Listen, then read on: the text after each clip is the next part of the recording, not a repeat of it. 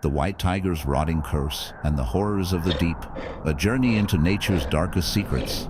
There is something deeply wrong with this tiger. Its once pristine white fur, the mark of nature's rarest genetic anomaly, is now stained with patches of red, black, and sickly yellow. But that is not the most disturbing part. The real horror lies in its flesh. Running across its powerful shoulder and creeping down its muscular flank is a massive wound that defies logic. This is not the jagged slash of a battle. It is not the work of a predator's claws or the bite of some territorial rival. No, this is something far worse. It looks almost unnatural, as if something has carved out the tiger's flesh with careful, deliberate precision. The wound is deep, its edges hardened and unnatural, resembling the surface of a crumbling honeycomb. But instead of golden nectar, these holes are filled with something else, something that moves. Look closer, and you will see a nightmare unfolding in slow motion. The tiger's wound is not just a wound, it is a colony. Something is living inside this dying animal, something that does not belong there. The parasites that feed on the mighty. The jungle is no stranger to pain. Every creature fights for survival, and in the end, no beast, no matter how strong, how powerful, how cunning, escapes the slow decay of nature. But this tiger is not simply dying, it is rotting while it is still alive. What appears to be a festering, open sore is actually the work of one of nature's most disturbing invaders, barnacles. Barnacles are typically thought of as mindless hitchhikers, clinging to the sides of boats or the thick hides of whales. They are creatures of the sea, creatures of the deep, where they survive by attaching themselves to anything that moves through the water. They should not be here. They should not be feasting on a tiger. And yet they are. How did this happen? How did a creature from the ocean find its way into the flesh of a jungle predator? The answer is both simple and horrifying. Barnacle larvae are relentless. They do not care what they attach to, only that they find something solid. It is possible that this tiger, desperate, wounded, or weak, wandered too close to a river or a flooded stretch of land where barnacle-infested debris had drifted inland. Maybe it was searching for food, scavenging along the banks, and brushed against something that carried the infection. Or maybe, just maybe, the tiger made the worst mistake of all. Maybe it feasted on something that had already been claimed by the barnacles, a life cycle built on horror. Barnacle larvae are small, so small that they can slip into a wound unnoticed, embedding themselves beneath the skin before they begin their gruesome work. At first, there is nothing but an itch, a discomfort that the tiger might ignore. But within days, the larvae transform, anchoring themselves into the flesh. Once they latch on, there is no escape. Unlike leeches, which drink and detach, or ticks, which can be removed, barnacles are permanent. They drive root-like tendrils into their host's body, fusing themselves to muscle and bone. Slowly, their bodies begin to harden, forming the protective, shell-like structures that give them their signature appearance. On a rock, they are harmless. On a whale, they are a nuisance. On a living tiger, they are a slow, flesh-eating nightmare. The deeper they dig, the more space they take. What was once a small infection becomes a colony, a feeding ground, a growing reef of hardened shells, packed with tiny writhing limbs that grasp at the air, seeking food. The tiger is now home to an infestation that has no intention of leaving.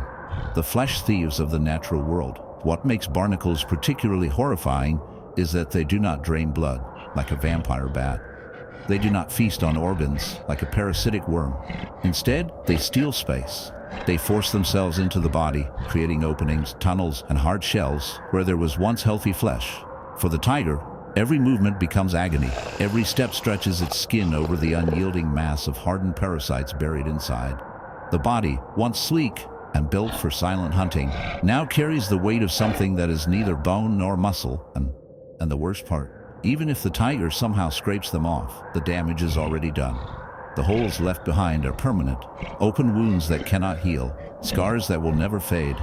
But the barnacles have no interest in the tiger's pain. They do not care whether their host lives or dies. All that matters is that they continue to grow, to spread, to infest. And if the tiger collapses, if it finally succumbs to hunger, weakness, or the sheer weight of its suffering, that is not the end. The barnacles will simply keep feeding.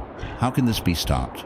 The simple answer is that it cannot. Once barnacles take hold of a living creature, removal is nearly impossible. In the ocean, whales and sea turtles cannot rid themselves of these invaders, no matter how much they scratch against coral or rub against each other. Even powerful sharks, with their endless motion and rough skin, often carry barnacles that refuse to let go. For the tiger, the odds are even worse. Jungle predators are not built for this kind of invasion. A tiger can fight off leeches, shake off fleas, and heal from deep wounds. But barnacles do not follow the rules of land-dwelling parasites. They do not simply detach. There is no cure, no natural remedy. The tiger's only hope would be to tear it itself, to scrape its own flesh until nothing remained but raw muscle. And even then, the barnacle might still be buried too deep. In the end, the tiger does not have the ability to fight back. And so, nature will take its course. The parasite will win, the infection will spread, and the once mighty predator will become something unrecognizable. A walking carcass, waiting to fall, the silent takeover. When muscles become monsters, a shift in the horror, from flesh to the world around us. If the white tiger's slow decay at the hands of barnacles was disturbing, then what comes next is something even more insidious. Barnacles are horrifying because they steal flesh, carving out a body until it is little more than a walking husk.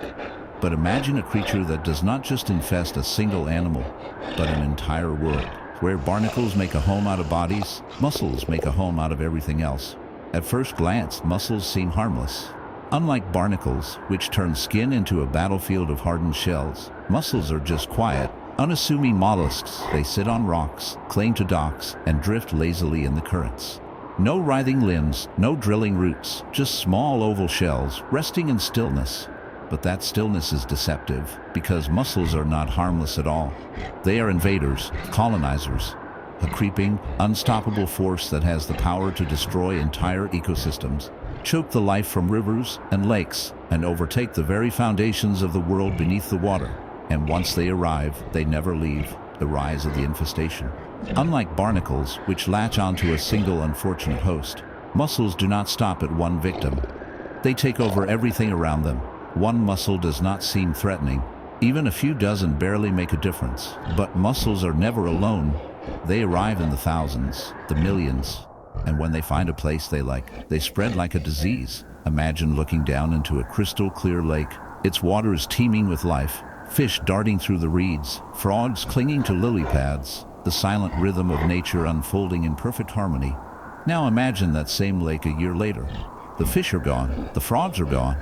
The bottom of the lake is no longer soft sand or smooth rock, but a thick, choking mass of shells, thousands of them piled on top of one another, layer after layer, until the lake bed itself is no longer recognizable.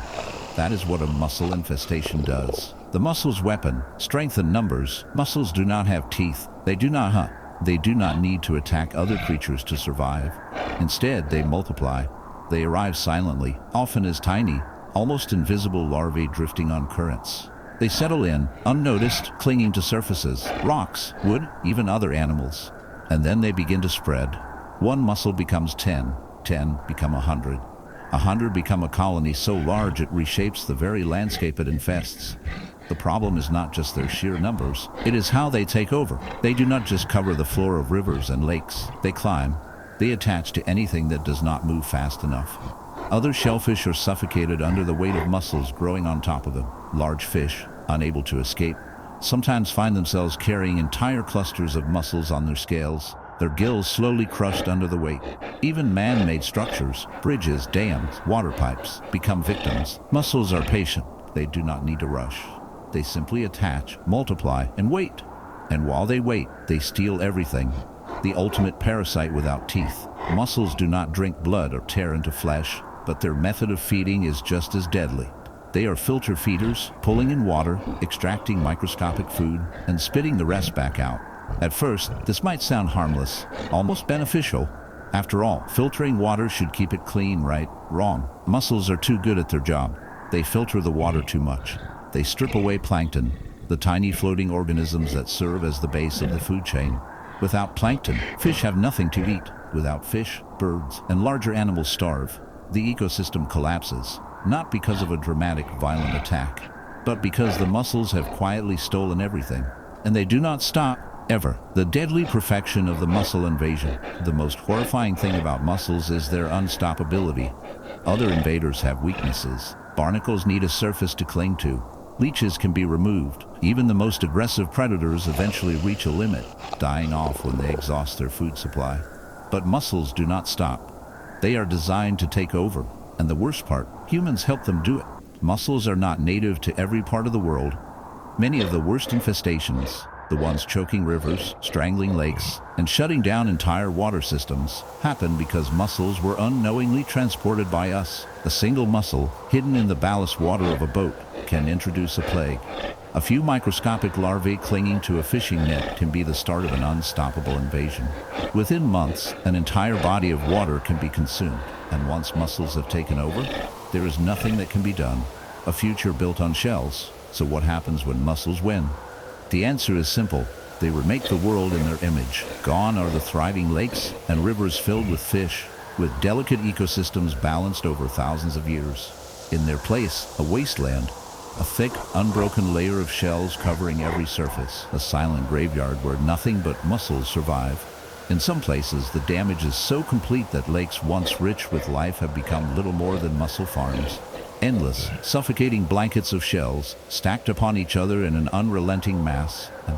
And if you think this horror is limited to lakes and rivers, think again. Mussels are expanding. They are moving into new territories, crossing continents, surviving in waters they never should have reached. And each time they arrive, they do the same thing. They grow, they consume, they take over, because mussels are not just creatures of the water. They are the architects of an entirely new world, a world where nothing else gets a say. The final joke of nature, again. At this point, you might be thinking that nature is playing a cruel game. First, it gives us barnacles, mindless invaders that turn flesh into a rotting wasteland.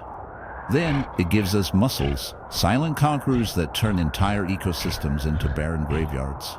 And here's the real punchline. Mussels are everywhere. Unlike barnacles, which require wounds or open flesh to spread, mussels do not need an invitation. They do not need a weakened host or the perfect conditions. They just need water. If barnacles are parasites that turn animals into graveyards, then mussels are invaders that turn the planet into one, and we cannot stop them. So the next time you look at a quiet lake, calm and still, just remember, beneath the surface, the takeover has already begun.